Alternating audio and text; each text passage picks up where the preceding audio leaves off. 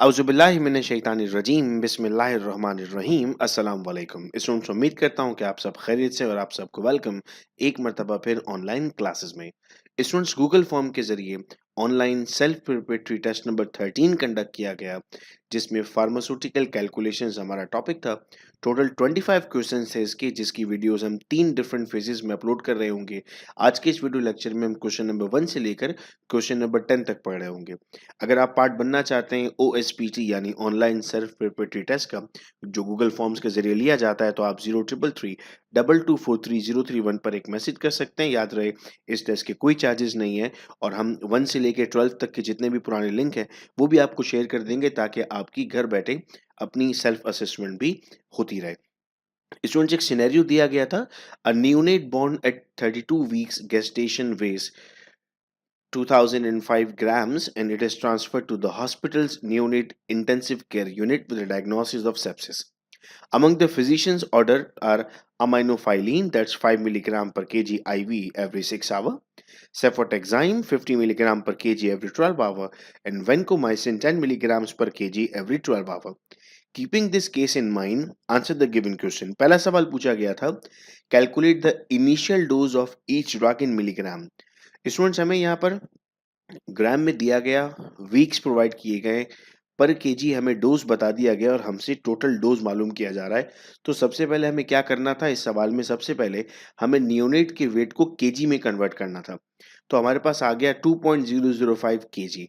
अब अमाइनोफाइलिन का डोज सवाल में दिया हुआ था 5 मिलीग्राम पर केजी और आपके पास कितना केजी है 2.005। You will simply multiply.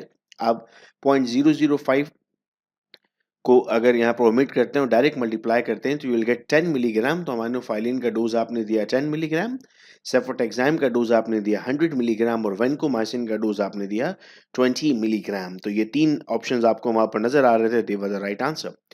Second question था, if aminophylline injection 25 mg per ml is available, how many milliliter of injection should be added to a 100 ml container of D10W for IV infusion? अब क्या करना था sir? बहुत simple अब सवाल हो गया था। अब आपके पास कहाँ पर मौजूद है सर? 25 mg पर ml है तो 1 ml कितना होगा? 1/25 हो गया। आपको कितना देना था? 10 देना था। तो आपने यहाँ पर इसको सॉल्व किया 10 इंटू 1/25 तो आपके पास आंसर था 0.4 ml। अब बढ़ते हैं अगले सवाल पर। A medication order for a patient weighing 154 pounds call for 0.25 mg of amphotericin B per kilogram of body weight to be added to 500 ml of 5% dextrose injection. If the amphotericin B is to be obtained from a constituted injection that contain 50 mg per 10 ml, how many ml should be added to dextrose injection? याद रहे इस तरह के सवाल बहुत सारे screening test में पूछे जाते हैं और वो स्टूडेंट जो डीएचए हाथ या नेपलेक्स की तैयारी कर रहे होते हैं उनको भी इस तरह के सवाल पूछे जाते हैं। तो गिरफ्त रखना इस पर बहुत जरूरी है। सबसे पहला काम बेटा आप करेंगे कि आपको केजी और पाउंड का डिफरेंस पता हो। तो 1 kg is equal to 2.2 pound. हमने ये इससे पहले भी पढ़ा है फार्मास्यूटिकल कैलकुलेशंस में। अगर 154 पाउंड है और कन्वर्ट करना है केजी में तो क्या करें? 2.2 से डिवाइड कर दें। तो आपके पास आंसर आ गया 70 केजी। यहाँ पर आपको बताया गया कि 50 मिलीग्राम पर 10 ml है तो आपने यहाँ पर लिखा 50 milligram is equal to 10 ml। Now each kg 0.25 है। अब आपके पास यहाँ पर केजी डोज आपको पता है 0.25 पर केजी। आपके पास कितना केजी आया सर? 70 केजी आया। तो क्या किया आपने? 0.25 को मल्टीप्लाई कर दिया 70 से, that is 17.5। Now 50 milligram is equal to 10 ml। How many milligram for ml for 17.5? तो यूनिटरी मेथड आपने यहाँ पर इस्तेमाल किया। 17.5 multiply by 10 divided by 50 that is 3.5 ml is required. सवाल देखने में बहुत कॉम्प्लिकेटेड लगता है, हम यूनिटरी मेथड के जरिए इसको सॉल्व कर रहे हैं। अगला सवाल बहुत कॉम्प्लिकेटेड लग रहा है देखने में। A physician ask a pharmacist to calculate the dose of cough syrup so that it may be safely administered drop-wise to a child. The cough syrup contains the active ingredient dextromethorphan HBr 30 milligram per 15 ml in a 120 ml bottle. Based on the child weights and literature reference, the pharmacist determined the dose of dextromethorphan HBr to be 1.5 mg for the child.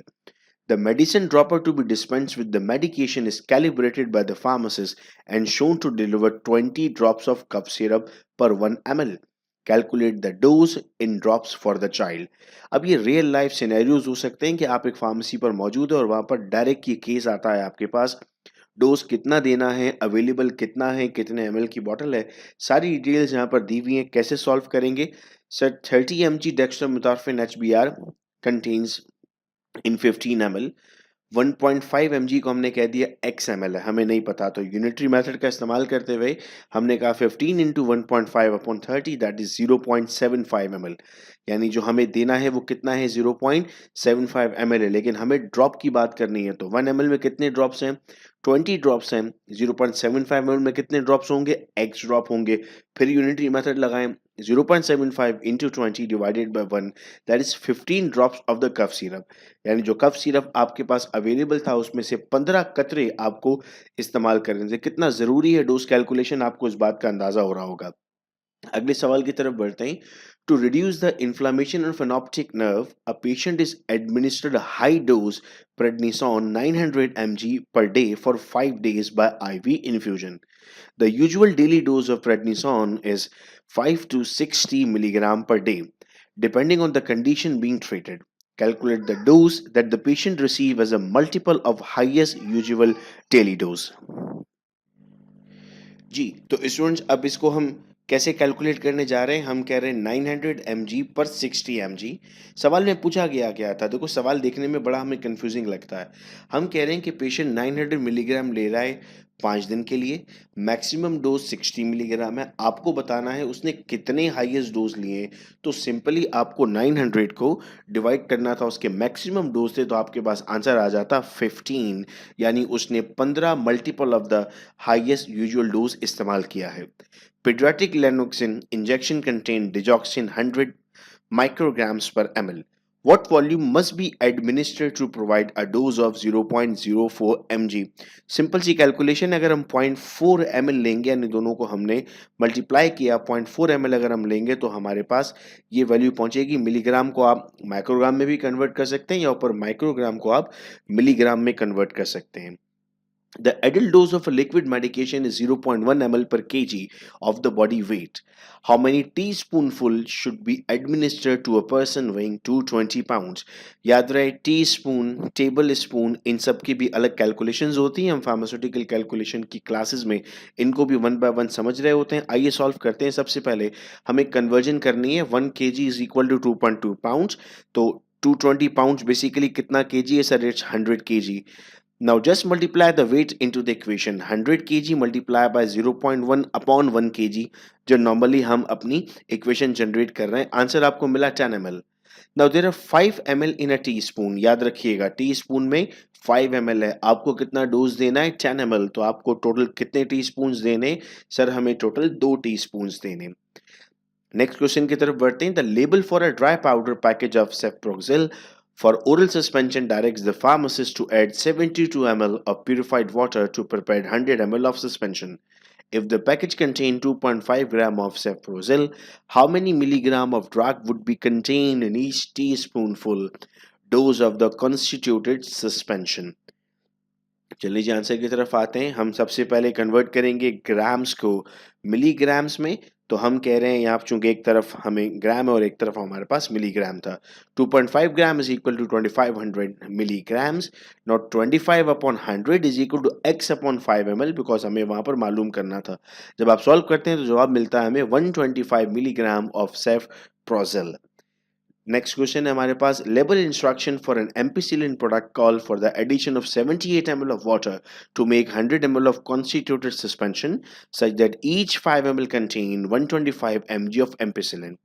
Calculate the volume represented by the suspended powder in the product and the total content of ampicillin. Questions बहुत एहतियात के साथ आपके सामने रखे गए थे। Books का इस्तेमाल किया था हमने क्वेश्चंस आपके सामने रखने के लिए। क्वेश्चंस बहुत ट्रिकी, और अगर इतने मुश्किल सवाल हम सॉल्व कर लेते हैं तो इंशाल्लाह हमें आगे प्रॉब्लम नहीं आएगी। कैसे सॉल्व करना था sir? Because the addition of 78 ml of water results in preparation of 100 ml of water. So the volume occupied by the powder is 100 ml minus 78 ml, that is 22 ml.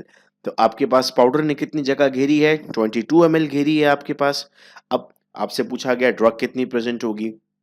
आप कहते हैं if in the reconstituted product each 5 ml contain 125 mg of the ampicillin, तो 125 mg upon 5 ml हो गया और x upon 100 ml हो गया, जो कि हमें मालूम करना है x mg of the drug। जब आपने सॉल्व किया तो आपके पास आंसर आया 2500 मिलीग्राम। हम सिंपल मेथड यूज कर रहे हैं, इसे हम नाम दे रहे हैं यूनिटरी मेथड।